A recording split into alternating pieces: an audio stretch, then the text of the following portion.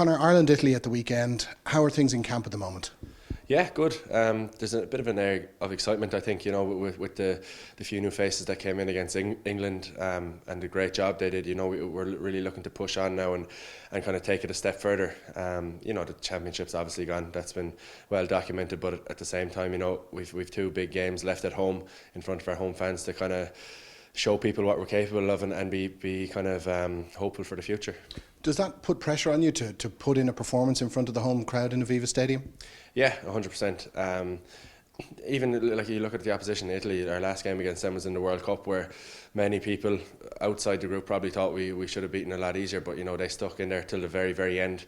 I remember Pete O'Mahony making a try-saving tackle on Josh Furno to kind of keep us in the lead. So they're a quality outfit. They're getting better and better each year. So as a playing group, we're fully aware of how good they'll be. So we've trained hard this week, worked hard for each other. I'm preparing for a big test match. What about the threats in the Italian team? Who are you looking at? Obviously Gori's out now at the moment, but he was a player that I highly respect. He's gotten better and better each year. Obviously the likes of Parise, their talisman, is always a go-to guy for them.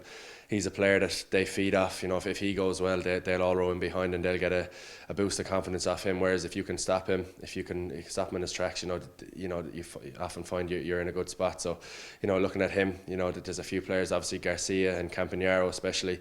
Campagnaro's a young 13 who's come into the side over the last few years and really impressed. He looks like a really quality player and has done so this Six Nations so far. So him as well. Sarto on the wing, he's a player who can punish you from anywhere. So yeah, all through their back line especially, they're quite dangerous. They link play really well between backs and forwards. And their pack is always a physical, confrontational type of pack. So our pack and backs alike will be ready for a physical day. You mentioned that perception sometimes about Italy, certainly external to the camp, and it's been seen in some of the comments this week of would we not experiment, would we not throw in guys? But the Italians aren't coming here to roll over, are they? No, I think they'll be very eager to get a good performance in against us again. They pushed us very close in the World Cup, and they'll be looking to build on that. I'm sure they've watched a lot of clips from that game, clips where they stopped us in our tracks and made things very difficult for us. So they'll come to Dublin with a degree of confidence, and we got to shut that down pretty early.